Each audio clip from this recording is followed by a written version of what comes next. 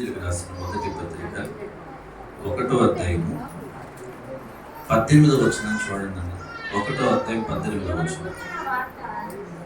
సిలువను గూర్చిన వార్త.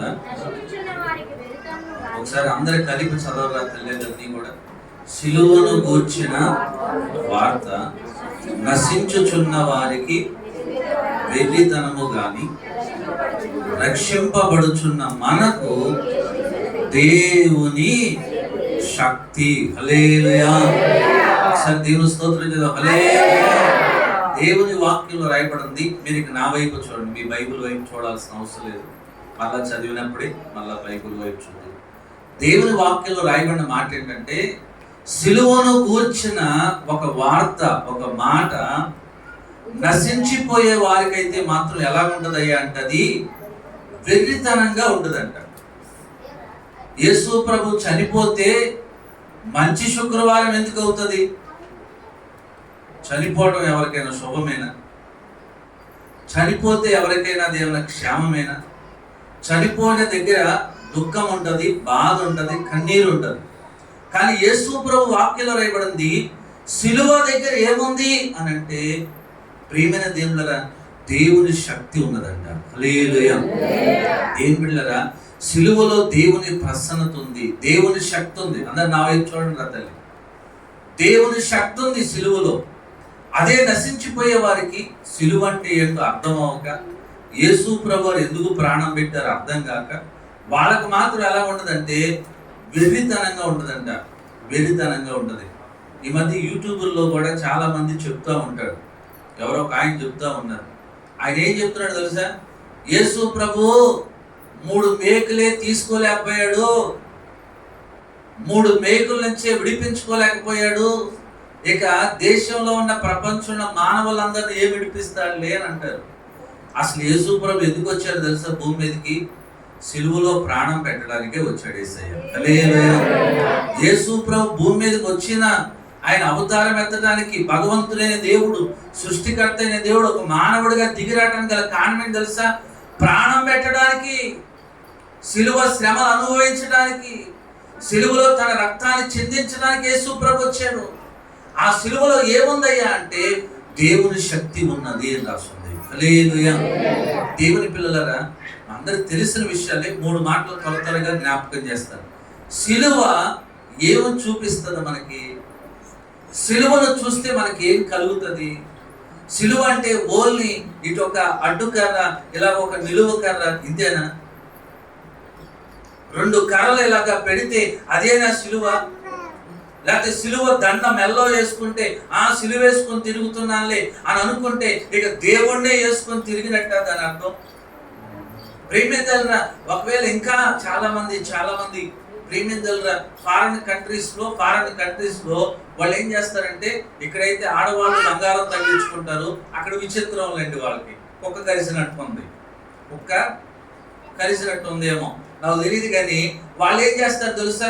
మగవాళ్ళు ఎక్కువగా రింగులు పెట్టుకోవడం, ఈ చెవులకు రింగులు, ఈ ముక్కుకు ఒక రింగు, ఇంకెక్కడ ఉన్నాయో, ఎక్కడ కన్నాలు పెట్టాలనుకుంటే అక్కడ కన్నాలు పెట్టేసి రింగులు పెడుతున్నారు. అలాగా దేవుని పిల్లరా, ఒక వ్యక్తి రింగు పెట్టాడంట. ఆ రింగ్ ఏంటో తెలుసా? సిలువ వేలాడుతుంది. ఇక్కడ సిలువ ఆకారంలో ఒక రింగు తయారు చేసుకున్నాడు, అది చెవుకు పెట్టుకున్నాడు. అంత మాత్రాన దేవుని శక్తి అతనిలో ఉంటుందా? సిలువ బొమ్మ పెట్టుకుంటే దేవుని శక్తి కాదు. సిలువ ఒకవేళ అది ధరించుకున్న సిలువ అనే ఆకారంలో ఉన్న దానిని ధరించుకోవడం వల్ల దేవుని శక్తి ఉండదు. కానీ సిలువ అంటే అర్థం ఏంటో తెలుసా? 3 విషయాలు జ్ఞాపకం చేస్తాను. ఈ 3 పనులు నువ్వు చెయ్యి, దేవుని శక్తి నీపై దిగి వస్తుంది. హల్లెలూయా. దేవుని కార్యాలు చూడగలుగుతాం. యేసు ప్రభావం నీలోకి ప్రవహిస్తుంది. సిలువ నేను వేసుకోలేదు, నా మెడలో సిలువ లేదు, కానీ దేవుని శక్తి నాలో ఉంటుంది.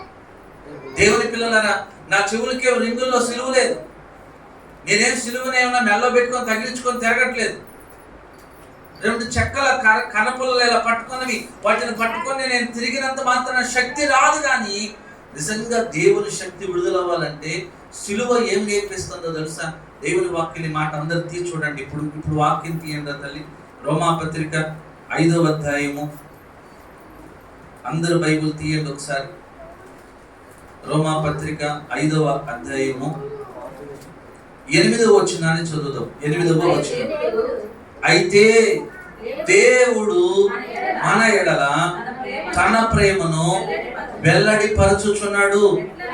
ఎట్లనగా మనమింకను పాపులమై ఉండగానే క్రీస్తు మన కొరకు చనిపోయెను. హల్లెలూయా. యేసు ఎందుకు మరణించాడు అనంటే, యేసు ఎందుకు శ్రమలు అనుభవించాడు? భగవంతుడై ఉండి, దేవుడై ఉండి, సృష్టికర్త అయి ఉండి, మాట ద్వారా, నోటి మాట ద్వారా భూమిని, ఆకాశాన్ని, సముద్రాన్ని, నక్షత్రములను, భూమి మీద ప్రాకే పురుగులను, ఆకాశంలో ఎగిరే ప్రేమ పక్షులను, ఆ సముద్రములో ఉన్న జలచరములను నోటి మాట ద్వారా పుట్టించిన దేవుడు ఎందుకు శ్రమ పడాల్సి వచ్చింది?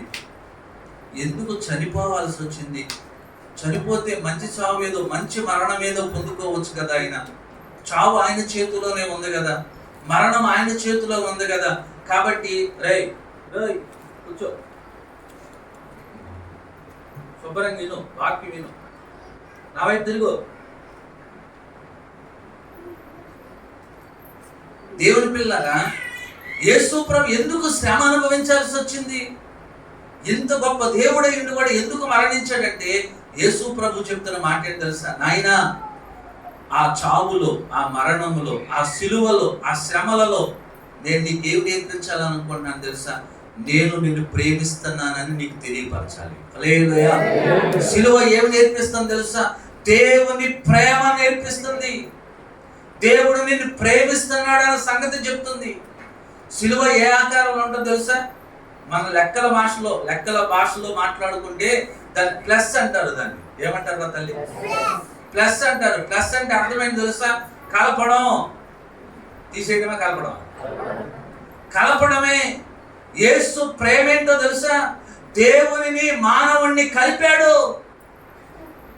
ఒక పాపిగా ఉన్న మనిషి, నరకానికి పోవలసిన మనిషి, చెడుగా బ్రతుకుతూ మంచిగా నడవలేకపోతున్నానే, అయ్యో మంచిగా బ్రతకలేకపోతున్నానే, ఇది మానలేకపోతున్నానే, ఇందులోంచి బయటకు రాలేకపోతున్నానే అని అనుకుంటున్న ఒక వ్యక్తిని మంచివాడిగా చేయటానికి, యేసు తనలోకి కలుపుకోవడానికి సిలువను అనుభవిస్తూ ప్రభు ఉన్నాడు తెలుసా?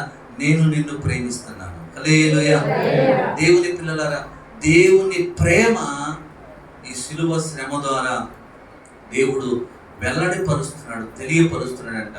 నేను ఎప్పుడో మొన్న ఒక శుక్రవారమో శనివారమో నేను చెప్పినట్టు గుర్తు ఇక్కడ సంఘంలో. ఒకసారి రంపచోడవరం ఒక ప్రాంతం ఉంది. ఏ ప్రాంతంలో తల్లి? రంపచోడవరం. రాజమండ్రి నుంచి అటు లోపలికి వైపు వెళ్తే రంపచోడవరం అని ఉంటుంది. రంపచోడవరం దగ్గర ఒక సంఘటన, నిజమైన సంఘటన, జరిగిన సంఘటన. ఓ రోజున ప్రీమియంలో ఒక యవనస్తుడు బండి మీద ప్రయాణం చేస్తూ వెళ్తున్నాడు. వెళ్తూ ప్రమాదవశాత్తు ఏమైందో తెలుసా? రోడ్డు మీద యాక్సిడెంట్ అయింది. బండి స్లిప్ అయిపోయి పడిపోయాడు. పడిపోవటం వెనక్కి అలాగా తిరిగి పడిపోయాడు. కట్టగా ఈ బుర్రకి, తలకి పెద్ద గాయమైపోయింది. అక్కడికక్కడే బ్లడ్ కారిపోతుంది. దేవుని పిల్లలు చాలా రక్తం అక్కడికక్కడే కారిపోయింది. వెంటనే ఏం చేశారు అంటే, ఈ లోపు ఎవరెవరో మనుషులు గుమ్ముగూడారు, అంబులెన్స్ మాట్లాడేశారు, హాస్పిటల్కి, ఆ రంపచోడవరంలో ఉన్న హాస్పిటల్కి మోసుకొని వచ్చారు. అదేమో విలేజ్లో జరిగింది, ఇదేమో మండలం అన్నమాట. అక్కడ తీసుకొచ్చి గవర్నమెంట్ హాస్పిటల్ ఉంటుంది మండలంలో, ఆ పిహెచ్సిలో జాయిన్ చేశారు. జాయిన్ చేస్తే వెంటనే అక్కడ ఉన్న డాక్టర్స్ ఏం చెప్పారు తెలుసా? నాయన, చాలా క్రిటికల్గా ఉంది పరిస్థితి. ఇతని పరిస్థితి ఎలా ఉందంటే రక్తం అంతా పోయింది, ఇప్పుడు రక్తం ఎక్కించాలి అర్జెంటుగా అని చెప్పేసి అంటే, ఈ లోపు వాళ్ళ తండ్రి గారికి విషయం తెలిసింది. తండ్రి గారు పరిగెత్తుకుంటూ హాస్పిటల్కి వచ్చాడు. ఆ తండ్రి డాక్టర్స్ అడుగుతున్నారు, అయ్యా ఏంటి నా బిడ్డ పరిస్థితి, ఏం చేయమంటారు, రాజమండ్రి ఏమైనా తీసుకెళ్ళమంటారంటే, దేవుని పిల్లరా వాళ్ళు చెప్పిన మాట ఏం తెలుసా? రాజమండ్రి తీసుకెళ్లే లోపే ఇతను చనిపోతాడు. అంత సమయం కూడా లేదు. ఇతనికి అర్జెంటుగా ఒక 4-5 ప్యాకెట్లు రక్తం ఎక్కిస్తే కానీ బ్రతకడు అని చెప్పేసి అన్నారంట. ప్రేమేంద్ర తీరా అతని టెస్ట్ ఏంటో చూస్తే, అతని బ్లడ్ గ్రూప్ ఏంటో చూస్తే అతనిది O పాజిటివ్ అంట. అది తొందరగా ఎక్కడ దొరకదు అనుకుంటాను. ప్రేమేంద్ర అక్కడ అందుబాటులో ఆయన దగ్గర లేదు, హాస్పిటల్లోనూ లేదు. ఉంటే ఒక ప్యాకెట్ ఎంతో 2 ప్యాకెట్లు ఉంటే ఏమో, పిహెచ్సిలో అన్ని ప్యాకెట్లు ఎక్కడ దొరుకుతుంది. ప్రేమేంద్రలో మొత్తానికి ఏం జరిగింది తెలుసా? వాళ్ళ నాన్న అన్నాడంట, అయ్యా నా కుమారుడిది నా రక్తమే కనుక నా గ్రూపు అదే కాబట్టి నా బ్లడ్ ఇచ్చేయండి అని అన్నాడంట. నా బ్లడ్ ఎక్కించండి. డాక్టర్ చెప్పారు, నాయన ఒక ప్యాకెట్ కాదు కావాల్సింది, 4-5 ప్యాకెట్లు కావాలి. ఈ 4-5 ప్యాకెట్లు కానీ నీలో నుండి కానీ తీసేవనుకో నువ్వు చచ్చిపోతావు అని అంటే ఆ నానేమన్నా తెలుసా, నాయన నాకు 50 సంవత్సరాల వయసు వచ్చింది, అయిపోయింది నా జీవితం, ఇంకా మహాబతితో 10-20 సంవత్సరాల కంటే ఎక్కువ కాలం బ్రతకను నేను. నా కుమారుడు చిన్న వయసు, వాడికి 20 సంవత్సరాలయ్యా, వాడు భవిష్యత్తు ఉంది, వాడు జీవితం ఉంది, కాబట్టి నేను చనిపోయినా పర్లేదు నా బిడ్డ బ్రతకాలని ఆయన ఏం చేశాడు తెలుసా, తన రక్తం అంతా తన కుమారుడికి ఇచ్చాడు. హల్లెలూయా. అక్కడ కుమారుడు కళ్ళు తెరిచాడు, ఇక్కడ తండ్రి ఏం చేశాడు తెలుసా, దేవుని పిల్లలారా అతనికి తెలివి వచ్చిన తర్వాత అడుగుతున్నట్ట, మా నాన్నేది, మా అమ్మేదని. దేవుని పిల్లలారా ఆ డాక్టర్ చెప్పారు, మీ నాన్న నీకు ప్రేమను పంచాడంతే, తన రక్తాన్ని ఇచ్చాడు, తను శ్రమ పొంది, తను గాయపరచబడి, తన రక్తాన్ని దారపోసి, తన ప్రేమను వెల్లడి చేసి నిన్ను బ్రతికించాడు. హల్లెలూయా. దేవుని పిల్లలారా 2024 సంవత్సరాల కిందట ఇదే జరిగింది భూమి మీద. సర్వ మానవులకి కులం లేదు, మతం లేదు, దేశం లేదు, తారతమ్యాలు లేవు, కిందోడా పయ్యోడా, ఉన్నోడా లేనోడా, చదువుందా చదువు లేదా, అందముందా అందం లేదు, ఇవేం లేవు. సర్వ మానవుల కొరకు, అందరి కొరకు ఒకే ఒక వ్యక్తిగా సృష్టికర్త ప్రభు లోకానికి వచ్చి తన రక్తాన్ని చిందించి ఏమన్నాడు తెలుసా, సిలువ వైపు నువ్వు చూస్తే నీకు నా ప్రేమ కనబడుతుంది. హల్లెలూయా. దేవుని పిల్లలారా ఈరోజు ఒక మాట ఆలోచించండి, యేసు నిన్ను అధికంగా ప్రేమిస్తున్నాడు. హల్లెలూయా. సిలువ నిన్ను ప్రేమిస్తుందని జ్ఞాపకం చేస్తుంది. కాబట్టి మన జీవితాల్లో మనం ఏం గుర్తురగాలి తెలుసా, నిజంగా నిన్ను ప్రేమించేవారు ఎవరో తెలుసా దేవుడా, మొదటిది సృష్టికర్త యేసు ప్రభువారే, తర్వాత ఈ భూమి తల్లిదండ్రులు కానీ కుటుంబమే కానీ ఇంకెవరైనా కానీ. దేవుని పిల్లరా నిజమైన ప్రేమ ఎక్కడుందయ్యా అంటే కేవలం యేసులోనే ఉన్నది. హల్లెలూయా. యేసులోనే ఉందండి. లోకంలో ఇంకెక్కడున్నా ఏముందో తెలుసా, స్వార్థం ఉందిరా తల్లి, స్వార్థం ఉంది. మీకు ఒక చిన్న మాట చెప్పి నేను ముందుకెళ్తాను. యేసు ప్రభునంట సిలువ వేయటానికి అని చెప్పేసి విపరీతంగా కొడ దెబ్బలు కొట్టేసి అందరి ఎదుటిలాగా సమాజంలో నిలబెట్టారంట. ఇదిగో అక్కడున్న గవర్నర్ అడుగుతున్నాడు, మీకు యేసు కావాలా లేకపోతే బందిపోటు దొంగ అయిన బరబ్బా అని ఒక వ్యక్తి కావాలా? అతను భయంకరమైన బందిపోటు దొంగ, ఎంతో మందిని చంపేశాడు, ఎంతో మందిని దోచుకున్నాడు, ఎంతో మందికి హాని చేశాడు, కీడు చేశాడు. అలాంటి భయంకరమైన మనిషిని ఆ రోజుల్లో పోలీసులు పట్టుకున్నారు, వాడిని తీసుకొని జైల్లో వేశారు. ప్రేమేంద్ర గవర్నర్ అంటున్నాడు, నేను ఎవరో ఒకరిని విడుదల చేస్తాను, మీకు యేసు కావాలా బరబ్బా కావాలా? అక్కడ ఉన్న వాళ్ళు ఏం కోరుకున్నారు తెలుసా, వింటున్నారా తల్లి? అక్కడ ఉన్న వాళ్ళు ఏం కోరుకున్నారు తెలుసా, మాకు యేసు వద్దు, మాకు బందిపోటే కావాలి, దోచుకెళ్ళేవాడే కావాలి, చంపేసేవాడే కావాలి, కీడు చేసేవాడే కావాలి అని యేసును వద్దనుకొని అందరు కలిసి ఏమన్నా తెలుసా, యేసుని సిలువ వేయము, సిలువ వేయండి, సిలువ వేయండి, మాకు బరబ్బాని విడుదల చేయండి అని అన్నారు. దేవుని పిల్లలరా మనిషి ఏం కోరుకుంటున్నాడు, నేను నిన్ను ప్రేమిస్తున్నానయ్యా అంటే దేవుని ప్రేమను కోరక లోకాన్ని కోరుకుంటున్నాడు, పాపాన్ని కోరుకుంటున్నాడు. ప్రేమిందల్లా వ్యర్థమైపోయేదాన్ని, ఈ రోజు నుండి రేపు మాయమైపోయేదాన్ని ప్రేమిస్తున్నాడు. దేవుని సంగమా ఈరోజు ఈ గుడ్ ఫ్రైడే సందర్భంగా మనం తెలుసుకోవాల్సిన మాట ఏం తెలుసా, యేసు నిన్ను ప్రేమిస్తున్నాడు. హల్లెలూయా. అందుకే నీ కొరకు సిలువ శ్రమని అనుభవించాడు. రెండోది ఏంటో తెలుసా, గలతీయులకు రాసిన పత్రిక 2వ అధ్యాయం 20వ వచనాన్ని తీయండి నాన్న, ఈ మాట చదవండి. గలతీయులకు రాసిన పత్రిక 2వ అధ్యాయము 20వ వచనాన్ని చదువుదాం. చూడండి, కొంచెం గట్టిగా చదవండి. నేను క్రీస్తుతో కూడాను సిలువ వేయబడి ఉన్నాను. చదువురా. ఇక జీవించువాడను నేను కాను, క్రీస్తే నా యందు జీవించి ఉన్నాడు. హల్లెలూయా. ఒకసారి 2 చేతుల పైకి దేవుని స్తోత్రం. అలా రమణ ఒక్క నిమిషం అలా బయట తెస్తాడు, మంచి గాలి అవుతుంది. దేవుని స్తోత్రం. హల్లెలూయా. పిల్లలు కదా పెద్దోళ్ళే మీరు దాని నుంచి బుస్సు బుస్సు అంటున్నారు. అంటున్నారా లేదు? లేదని చెప్పండి. ఏమ్మా మామ బుస్సు బుస్సు అంటున్నావు ఏంటి? ఆమెకి ఏ బాధ లేదు, గోడ ఉంది ఆమెకి. పెద్దోళ్ళు మనం బుస్సు బుస్సు అనుకోండి, పిల్లలు ఉండాలి కదా. అసలు వాళ్ళు ఇంతవరకు ఓపికగా భోజనం తినకుండా దేవుని కొరకు వాళ్ళందరూ నిలబడ్డారు. చాలు, దేవుని స్తోత్రం. ఆ పిల్లలందరూ దేవుడు నిండారుగా దీవించునుగాక. చెప్పారు గట్టిగా ఆమెను. రాసుగారు గట్టిగా చెప్పారు ఆమెను. సిలువ ఏమి నేర్పిస్తుంది అంటే దేవుని ప్రేమను నేర్పిస్తుంది. రెండోది సిలువ ఏమి చూపిస్తుంది తెలుసా? సిలువ అనగానే మనకు ఒకటి గుర్తు వస్తుంది. యేసు ప్రభు సిలువ మీద చనిపోయాడు. ఏమయ్యారు తల్లి? చనిపోయాడు అన్నది అర్థమవుతుంది. ఇక్కడ దేవుని వాక్యంలో కూడా రాయబడిన మాట ఏంటంటే, పౌలు అనే భక్తుడు అంటున్నాడు, నేను క్రీస్తుతో కూడా సిలువ వేయబడి ఉన్నాను. యేసు ఎలాగైతే సిలువ మీద చనిపోయాడో, యేసు ప్రభు ఎలాగైతే శ్రమ నొంది చనిపోయాడో, నేను కూడా ఏమయ్యానో తెలుసా? చనిపోయాను, సిలువ వేయబడ్డాను. సిలువ వేయబడ్డాను. ఇక జీవించేవాడు నేను కాదు, క్రీస్తే నా యందు జీవించుచున్నాడు. హల్లెలూయా. సిలువ ఏమి నేర్పిస్తుందో తెలుసా? పాతదాన్ని చంపేయాలి, కొత్తగా బ్రతకాలి. హల్లెలూయా. దేవుని పాతదాన్ని ఏం చేయాలి? మనం చంపేయాలా, కొత్తగా బ్రతకాలి. చనిపోవటం కనిపిస్తుంది సిలువ మీద. యేసు చనిపోయాడు. ఎందుకొరకు యేసు చనిపోయాడయ్యా అంటే, దేవుని పిల్లల బైబిల్ గ్రంథంలో రాస్తుంది, యేసు ప్రభు అంట మనందరి పాపాల కొరకు యేసు ప్రభు చనిపోయాడు. ఈరోజు దేవుని పిల్లలుగా ఇక్కడున్న తల్లి, ఇక్కడున్న మన అందరము తెలుసుకోవాల్సిన విషయం ఏం తెలుసా? నీ పాపం విషయంలో నువ్వు చచ్చిపోవాలి. హల్లెలూయా. ఈ రోజు తిడతానని అనుకోగాక. పాపం విషయంలో ఏమైపోవాలి? మనము పూర్తిగా ఏమైపోవాలంటే చచ్చిపోవాలి. చచ్చిపోయిన దగ్గరికి వెళ్ళి గెల్లండి వాడిని. నొప్పి వస్తుందిరా, నెమ్మదిగా గెలురా అంటాడా?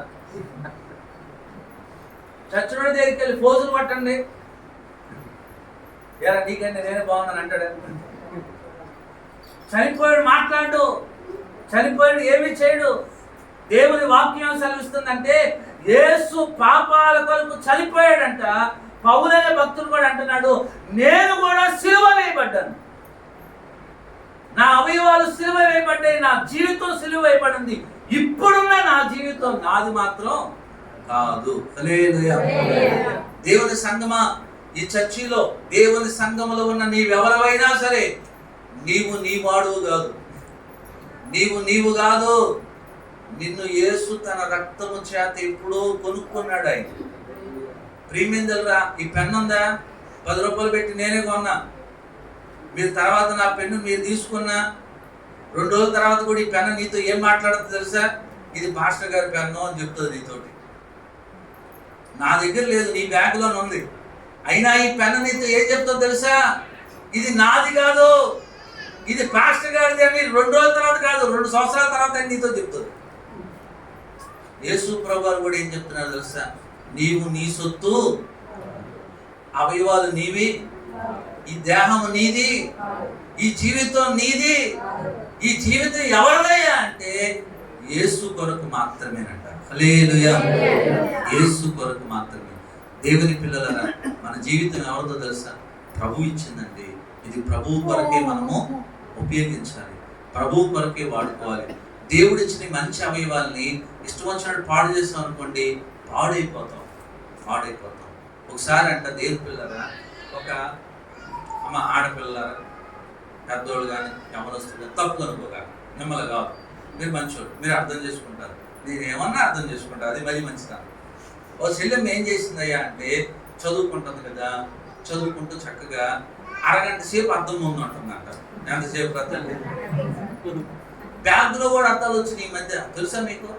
బంగారమ్మ మనకి ఏ గోలేదు, అలా బ్యాగులు లేవు మనకు. అసలు బ్యాగుల్లో అర్థాలు వచ్చినాయి.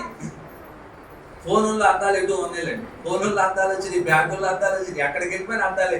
మొత్తానికి ఒక ఆమె ఏంటయ్యా అంటే, ఒక యవన బిడ్డకి తన అందంగా ఉన్నాను అన్న ఆలోచనతోటి తన అందాన్ని 1కి 10 సార్లు చూసుకుంటా, మొహం చూసుకొని మళ్ళా దీన్ని ఇలా ఉంచేసి ఇలా ఎత్తేసి, నేను ఎప్పుడో చిన్నప్పుడు చూసాను. ఖడ్గం రోగం తెలుసా మీకు? ఖడ్గం రోగం అంటారు. ఖడ్గం రోగం అంటే ఏంటంటే ఇక్కడ ఇలా ఎత్తుకుంటది. ఇప్పుడు మనం ఏం చేస్తున్నాం తెలుసా? శుభ్రంగా దాన్ని ముందుకు లాగేస్తున్నాం, కొంతమంది ఏకంగా వెనక తీసుకెళ్ళిపోతున్నారు. మా మహేష్ లాంటి వాడు అయితే ఉన్నాడు, మొన్న మొత్తం తీసేసి టెప్పలాగా పెట్టేస్తాడు. ఏ వాళ్ళేది 4 రోజులు కాదు 2 నెలల దాకా ఆడికి కటింగే అవసరం లేదు. ఇక్కడ దేవుని పిల్లరా ఇంకోటి ఏం చేస్తున్నాయంటే గీతలు పెట్టాలంటే ఇలా, నువ్వేమైనా పుల్లు అనుకున్నావరా, కట్ట అనుకుంటున్నావరా, పిల్లు అనుకుంటున్నావరా? ఏదా నీకు చారలు కావాలా? చారలో నేను కటింగ్ షాప్లోకి వెళ్తే ఆడు కూడా పక్కన చేసే అతనితో చెప్తున్నాడు, కటింగ్ చేసే అతనితో చెప్తూ చారలో పెట్టు బాగా. ఏ సినిమాలో చూస్తున్నాడో తెలియదు, ఏ పిచ్చి అవతారం ఎత్తుతున్నాడో తెలియదు. ఆడు కానీ అలాగే ఇంటర్వ్యూకి వెళ్ళాడు అనుకోండి, జీవితంలో ఆడికి ఎప్పుడు ఉద్యోగం రాదు. ప్యాంట్లు చింపేసుకొని వెళ్ళండి ఉద్యోగానికి, ఇంటర్వ్యూకి వెళ్ళండి. ఎవరైనా ప్యాంట్లు పై నుంచి కింద దాకా అన్ని చింపేసుకొని పిచ్చి అవతారం చెప్పేసి అలాగే వెళ్ళామనుకోండి, ఉద్యోగం ఇస్తారా? బాబు నీకోసం ఎదురు చూస్తున్నావు, ఎంత అందగాడివి, ఎంత మంచోడివి, ఎంత జ్ఞానం కలిగినాడు, భూమి మీద నాకు ఎక్కడ దొరకలేదురా బాబు రా అని పిలిచి ఉద్యోగం ఇస్తారా? ఆ చెల్లెం ఏంటంటే కొంచెం అందంగా ఉండేటప్పుడు కల్లా చాలా ఇదిగా ప్రవర్తిస్తా, అందాన్ని చూసి ఇక పక్కన వాళ్ళందరినీ నువ్వు నాకంటే వేస్ట్, నువ్వు నాకు దూరంగా ఉండవు, అమ్మో నువ్వు నన్ను ముట్టుకుంటే నీ రంగు నాకు వచ్చేస్తుంది, అంటి అట్టనంటుగా ముట్టి ముట్టనట్టుగా అంత దూరంగా పెట్టి అందరికంటే ఏదో సపరేట్ దిగొచ్చిన దేవకన్యలాగా ఫీల్ అయిపోయింది. విజయవాడలో జరిగిన సంగతి చెప్తున్నాను. ప్రేమేందల్రా రోజులు మనవి కాదు కదా. ఒక రోజు ఏమైందంటే ఆమెకి స్కిన్కి సంబంధించిన డిసీజ్ వచ్చింది. ఇప్పుడు చక్కగా నున్నగా ఉన్న చర్మం ఏమైపోయింది తెలుసా? నాగలు దున్నితే ఎలా ఉందో, పొలంలో నాగలు దున్నితే ఎలా ఉంటుందో అలాగ అన్ని కన్నాలకు ఉంది. ఇక ఆమె ఎంత ఘోరం అయ్యారంటే ఇక బయటికే రావట్లేదు అసలు, ఇంట్లో నుంచి కాలేజీకి వెళ్ళట్లేదు, బయటకు రావట్లేదు. ఏంట్రా అంటే నా మొహం పోయింది, నా అందం పోయింది. నేనేం చెప్తానో తెలుసా? బైబుల్ ఏం చెప్తుందంటే ఆ విషయంలో మనం చనిపోవాలి. హల్లెలూయా. అందం ఉంటే పొగరగా ఉండొద్దు, చదువు ఉంటే పొగరగా ఉండొద్దు, అహంకారిగా ఉండొద్దు, జ్ఞానం అంటే అహంకారిగా ఉండొద్దు. ప్రేమ 4 ఇంగ్లీష్ ముక్కలు టకటకటకటగా మాట్లాడినా అహంకారిగా మాత్రం ఉండకూడదు. నీకు బాగా వంటలు వచ్చు, 100 రకాలు వచ్చు, ఎన్ని రకాలు? అలాగే నాలాంటి వాడు ఒక రకం కూడా రాదు నాకు. నన్ను చూసి ఎడతాలు చేసేవనుకో బాగుండదు. 100 రకాలు వచ్చినానుకో సంతోషం, 100 మందికి వంట చేసి పెట్టు, నీ ఇంట్లో 100 రకాలు చేసి పెట్టు. యూట్యూబ్ వచ్చింది, రకరకాల వంటలు తయారు చేయండి, దాంట్లో ఇది కాకుండా ఇందులో తీసుకొని దాంట్లో కలిపేసేయండి. రకరకాల వంటలు ప్రేమ ఎన్నైనా చేసుకోండి, తప్పు కాదు. దేని బట్టి కూడా అతిశయించకూడదు. హల్లెలూయా. నేను గొప్పగా ఫీల్ అయిపోయింటే రేపు బాధలు పడతాం. సిలువ ఏం చెప్తుందో తెలుసా? నువ్వు చనిపోవాలన్న సంగతి చెప్తారు. హల్లెలూయా. దేవుని పిల్లలారా, మన జీవితాల అలవాట్లు పోవాలి, చెడు గుణాలు పోవాలి, చెడు సహవాసాలు పోవాలి, చెడు బుద్ధులు పోవాలి. మన పాప విషయంలో, చెడు విషయంలో చచ్చిన వాడిగా ఉండాలి. ఇక జీవించే ఈ జీవితం ఇది నాది కాదు, ఈ బ్రతుకు నాది కాదు, ఈ సమయం నాది కాదు, ఈ రోజు నాది కాదు, ఈ సంవత్సరం నాది కాదు, ఇది యేసయ్య నాకు ఇచ్చాడు కాబట్టి యేసు కొరకే నేను బ్రతుకుతానని అనుకోవాలి. హల్లెలూయా. దేవుని పిల్లల మొదటిది సిలువ ఏం చెప్తుందో తెలుసా? ఇదిగో ప్రేమ కలిగి ఉన్నాను, నేను నిన్ను ప్రేమిస్తాను. రెండోది సిలువ ఏం నేర్పిస్తాను తెలుసా? చనిపోవాలి, సిలువ వేయబడాలి. అంతే. పౌలు అన్నాడు, నేను సిలువ వేయబడి ఉన్నాను, అయిపోయింది నా కంట్రోల్, సమస్తం ఫినిష్. ఇందాక సిస్టర్ గారు చెప్పారు సమాప్తమైంది అన్న చెప్పారా? ఏం సమాప్తం అవ్వాలంటే నీలో పాపం చచ్చిపోయి యేసులాగా బ్రతకడమే స్టార్ట్ అయిపోవాలి. హల్లెలూయా. దేవుని గారు ఆఖరి మాట్లాడి తెలుసా? బైబిల్ గ్రంథంలో హెబ్రీయులకు రాసిన పత్రిక 12వ అధ్యాయం 2వ వచనంలో ఒక మాట రాస్తున్నారు.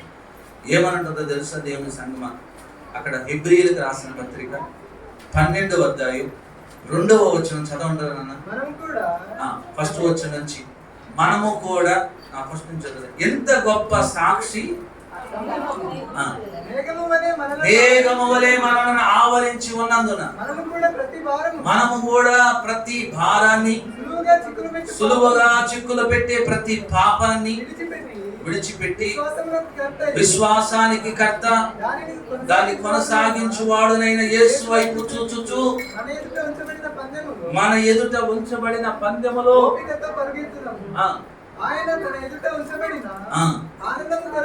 ఆనందము కొరకై అవమానాన్ని నిర్లక్ష్య పెట్టి సిలువను ఏం చేశారంట? ఇంకోసారి చెప్పండి తల్లి. సహించాడు యేసయ్య. హల్లెలూయా. దేవుని శక్తి నీలో విడుదలవ్వాలంటే ముందు దేవుణ్ణి ప్రేమించు. ఆటోమేటిక్గా నీ జీవితంలో యేసయ్య కార్యం చేస్తాడు. రెండోది, లోక విషయంలో, పాప విషయంలో, అతిశయాల విషయంలో, గొప్పల విషయంలో చచ్చిపో. యేసు కొరకు మాత్రమే బ్రతుకు. నీ జీవితం నీది కాదని గుర్తించుకో. నీ జీవితం యేసు కొరకు మాత్రమే జ్ఞాపకం చేసుకొని యేసయ్య కొరకు బ్రతుకో. నీ జీవితంలో దేవుని శక్తి విడుదలవుతుంది. ఆఖరి మాట ఏంటి తెలుసు? సిలువ ఏమి నేర్పిస్తుంది తెలుసా? యేసు ప్రభువారు అంటున్న మాట, యేసయ్య సిలువనంట సహించాడంట. ఏం చేశాడో తల్లి? ఇంకోసారి గట్టి చెప్పండి అన్న. యేసు ప్రభుకి కొరడా దెబ్బలు కొట్టాడు, అయినా యేసు ప్రభు నోరు తెరవలేదు. ఇందాక 53వ అధ్యాయం యెషయా చదివాం కదా, ఆయన బాధింపబడినను నోరు తెరవలేదంట, బదులు మాట్లాడలేదు. ప్రియమిత్రులారా, ఆయన శ్రమ నొందాడు, హింస పొందాడు, కొరడా దెబ్బలు కొట్టారు, గాయాలు చేశారు, హింసించారు, ఎన్నో రకాలుగా భయంకరంగా చేశారు. యేసు ప్రభును కొట్టిన కొరడా ఏంటో తెలుసా తల్లి? మీ తర్వాత చిన్న సినిమా వేస్తాను, తర్వాత చూడు. యేసు ప్రభును కొట్టిన కొరడా ఏంటో తెలుసా? ఆ కొరడా చివరనంట, కొరడా చివర, ఈ కొరడా ఉందనుకోండి, చిన్న తాడు ఉందనుకోండి, ఆ తాడు చివర ప్రీమియంలో ఒక 10 తాళ్ళు ఉంటాయి. 10 తాళ్ళు లాగా, అంటే అవన్నీ కూడా చైన్లే, ఇనప చైన్లు. ఆ 10 ఎన్నో ఉంటాయి. వాటన్నిటికీ ప్రీమియం ఇనప కొంక్యాలు ఉన్నాయంట. ఇలా యూ షేప్లో ఇలా ఉంటుందంట కొంక్యం. ఒక్క దెబ్బ గాలి కొట్టారనుకోండి, చర్మాన్ని గుచ్చి బయటకు లాగుతుందంట. ప్రియమైన చరిత్ర చెప్పే నగ్న సత్యం ఏంటి తెలుసా? యేసు ప్రభు తన శరీరం అంతట్లో 5420 దెబ్బలు తిన్నాడంట. పెద్ద గాయాలు, చిన్న గాయాలు, గాయాలు కానీ అన్ని గాయాలు కలిగితే ఎన్ని వేలు తెలుసా? 5420 గాయాలండి. చీమ కుడితేనే తట్టుకోలేము మనం, చిన్న ముళ్ళు గుచ్చుకుంటేనే తట్టుకోలేము మనం, ఏదైనా చిన్న గాయం అయితే అల్లాడిపోతాం మనం. యేసు ప్రభు నిలువెల్లా తల మొదలుకొని పాదాల వరకు కూడా గాయము నొందని స్థలమే లేదు.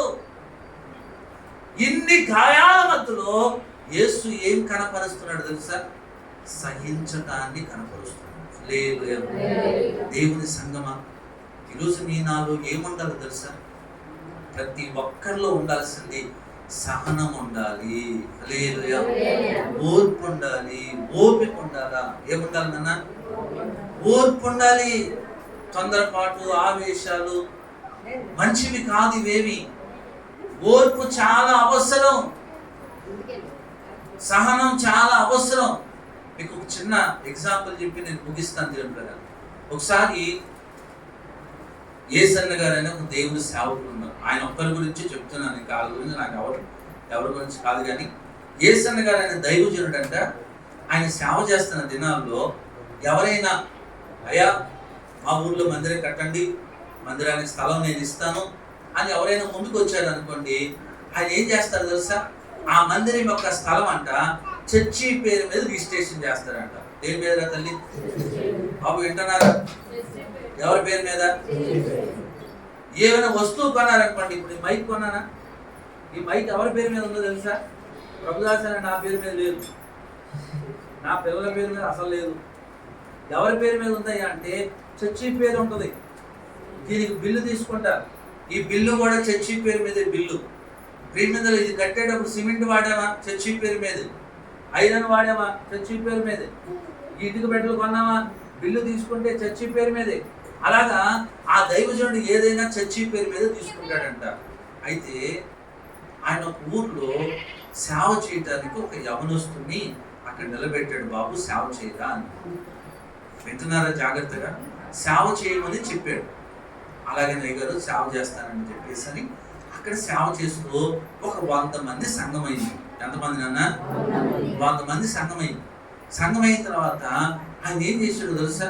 ఒకరోజు ఏసన్న గారితో అన్నాడంట, ఏసన్న గారు, నా చర్చి పేరు అంటే మీరు పెట్టిన హోసన్న మినిస్ట్రీస్ అనే పేరుని తీసేస్తున్నాను అని అన్నాడు. ఏమైందయ్యా? ఇది నా చర్చి, ఇది నా స్థలం, ఇది నా ఇష్టం, కాబట్టి మీరు ఎవరు మాట్లాడడానికి అని అన్నాడు. అదేంటయ్యా అలా మాట్లాడుతున్నావు? సేవకు పంపించాను, సేవ చేసుకోరా అన్నాను, సంఘం పెరిగింది, వాళ్ళేమో చర్చికి స్థలం ఇచ్చారు, ఇప్పుడేమో నాదంటున్నావు, ఈ సంఘం అంట నాదంట, ఈ 100 మంది నా వాళ్ళే అని అంటున్నావు అని చెప్పేసి ఏసన్న గారు ఆయన దైవజనుడు మాట్లాడితే కాగితాలు చూపించాడంట. ఆయన ఏం కాగితాలు చూపించాడు తెలుసా? అది చర్చి పేరు మీద కాకుండా ఆయన పేరు మీద రాయింగ్ చేసుకున్నాడు. ఆయన అవతల ఎవరైతే చర్చి స్థలం ఇచ్చారో వాళ్ళ చేత ఏం చేశాడంటే ఆయన పేరు మీద రాయింగ్ చేసుకున్నాడు. ఇప్పుడు ఏమన్నాడు తెలుసా? ఇది నాది, నా ఇష్టం, మీరు ఎప్పుడు బయటకు అన్నాడు. కరెక్ట్గా వారం రోజులు కూడా తిరగలేదండి. వారం రోజులు గడవక ముందే పోలీస్ స్టేషన్లోకి వెళ్ళి కేసు పెట్టాడు. ఏసన్న గారిని పోలీసులు కబురు చేశారంట, సార్ మీరు ఒకసారి రండి అని. అప్పటికి ప్రపంచం అంతా తిరిగేశాడు. అప్పటికి ఎన్నో 100 సంఘాలు కట్టేశారు. అప్పటికి ఆయన దగ్గర 20 లక్షల మంది ఆయన సంఘ విశ్వాసులే, అన్ని ప్రాంతాలకు కలిపితే. ఆ 20 లక్షల మందికి కాపరి ఆయన. అలాంటి ఆయన్ని పోలీసులు పిలిస్తే ఎలా ఉంటుంది? మొత్తానికి ఈయన కూడా వెళ్ళాడంట. ఈయనతో పాటు కొంతమంది దేవుని సేవకులుగా సమర్పించుకున్నాడు కూడా వెళ్ళాడు. వెళ్ళిన తర్వాత దేవుళ్ళగా ఆయన కూర్చున్నాడంట స్టేషన్లో. చేస్తే కూర్చున్నాడు. ఎస్ఐ గారు మాట్లాడుతున్నారు, సిఐ గారు మాట్లాడుతుంటే అప్పుడు ఆ పాస్టర్ ఉన్నాడు, అవతల ఎక్కుతున్నాడు కదా, స్థలం లాగేసుకున్నాడు కదా. ఆయన అన్నాడు, చెయ్యి చూపించి, ఇతనేనండి, ఇతనే. ఏం చేశాడు ఇతను? ఎస్ఐ గారు ఏం చేశాడు రా నిన్ను అంటే ఏం చేశాడు తెలుసు? అతను ఆ చర్చికి ముందు చిన్న పాక ఉంటుందంట, పాత రోజుల్లో పాక అది. ఆ తర్వాత వెనకాల పెద్ద మందిరం కట్టుకున్నారు. పాక మాత్రం అలాగే ఉంచాడు. ఈడే కావాలని ఆ పాకని రాత్రి కాల్చేసాడు. తగలబెట్టేసి, అగ్గిపోలేసి తగలబెట్టేసి, మరలా ఏసన్న గారు నా మీద గట్టగా నన్ను చంపాలని ఇదిగో తీసుకొచ్చేసి ఇదిగో నిప్పంటిచ్చేసాడు, నన్ను కూడా దొరికితే కాల్చేసేవాడేమో, చంపేసేవాడేమో అని తీసుకుని కేసు పెట్టాడు ఆయన. దేవుడు ఆ ఎస్సీఐ గారి ముందు అంటాడంట, ఈయనండి మా పాక కాల్చేసాడు, ఈయనండి అని అంటాడంట.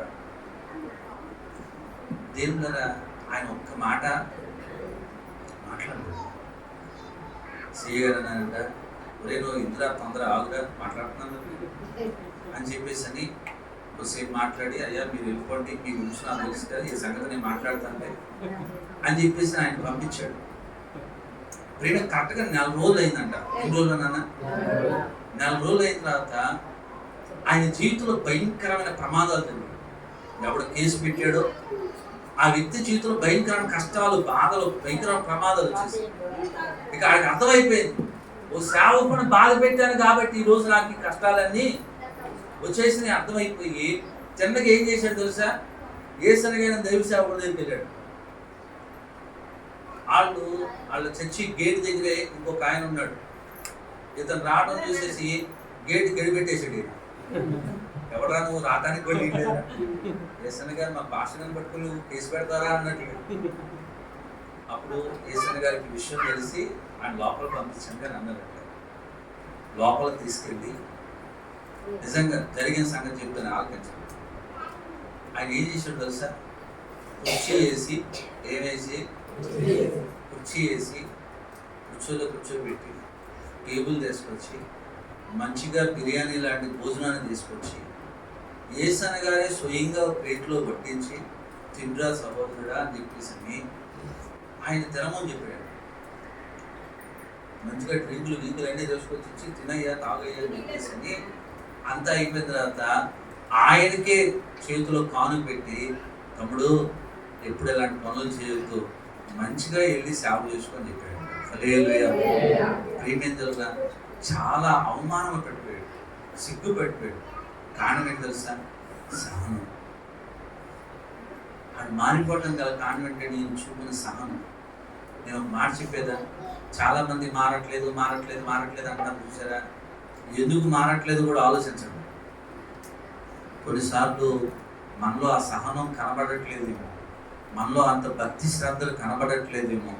సహనం కలిగిన యేసు ప్రభువు ఏం చేశాడు తెలుసా? లోకం అంతటినీ నన్ను రక్షించుకోగలిగాడు ఆయన. హల్లెలూయా. కాబట్టి ఏం కావాలి తెలుసా? సహనం కలిగి ఉండాలి. సిలువ ఏం నేర్పిస్తుందంటే సహించండి. ఏం చేయాలా? సహించండి. దేని పిల్లల ఆవేశం వద్దు, తొందరపాటు తన వద్దు, సహనం కలిగి ఉన్నాం. నీ భర్త మాట్లాడాడు, తప్పే ఉంది, మీ ఆయనే కాదు పక్కింటి అంటే బాధపడాలి. ఎవరో అంటే బాధ, మీ ఆయన అంటే ఎందుకు కుమిలిపోయి ఆయన తెలుసుకుంటాడు. కొంచెం ఓర్చుకో.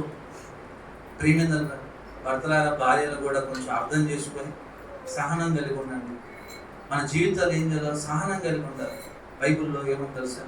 యేసు ప్రభువు అంట తల్లిగారి విషయంలో బాధ్యత కలిగి, అమ్మా ఇదిగో నీ కుమారుడు, ఇదిగో నీ తల్లి అని యేసయ్య అప్పచెప్పాడు. హల్లెలూయా. ప్రియమిందల్లా పాత నిబంధనలు ఆజ్ఞలు ఉంటాయి, 10 ఆజ్ఞలు. 10 ఆజ్ఞల్లో 5వ ఆజ్ఞ ఏంటో తెలుసా? నీ తల్లిని నీ తండ్రిని సన్మానించండి. 5వ ఆజ్ఞ ఏముందంటే నీ తల్లిని నీ తండ్రిని సన్మానించు. మొదటి 4 ఆజ్ఞలను దేవునికి సంబంధించింది, 5వ ఆజ్ఞ తల్లిదండ్రులకు సంబంధించింది. మిగిలిన 4 ఆజ్ఞలు కూడా, ఆ మిగిలిన ఆజ్ఞలన్నీ కూడా వ్యక్తిగతంగా తనకు తాను సంబంధించిన విషయాలు. అలాగే యేసు ప్రభువు కూడా ఏం చెప్పారో తెలుసా? సిలువ మీద పడిన 7 మాటల్లో ఆ 3వ మాట ఏంటంటే తల్లిదండ్రుల గురించే మాట్లాడుతూ ఉన్నాడు. హల్లెలూయా. కాబట్టి దేవుని పిల్లల తల్లిదండ్రులను సన్మానించాలి, తల్లిదండ్రులను గౌరవించాలి, తల్లిదండ్రుల కష్టాన్ని అర్థం చేసుకోవాలి, తల్లిదండ్రుల ప్రయాసాన్ని అర్థం చేసుకోవాలి. అర్థం చేసుకుని ఏం చేయాలి సార్? ఓపిక కలిగి తల్లిదండ్రులు సహకరించే వారిగా ఉండాలి. హల్లెలూయా. కాబట్టి అలాంటి కృప చేసే మనందరికీ కూడా దయచేయును గాక. అందరూ కళ్ళు మూసుకుంటూ వచ్చిన ప్రార్థన చేసుకుంటాం.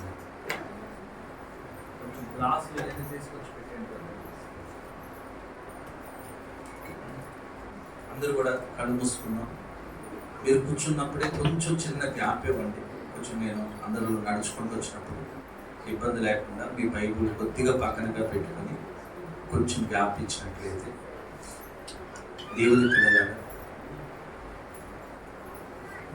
దేవుని వాక్యం సెలవిస్తుంది. అందరూ కళ్ళు మూసుకుందామా? ప్రార్థన చేద్దామా? అందరూ ప్రార్థన చేసుకుందామా? సిలువ ప్రేమను తెలియపరుస్తుంది.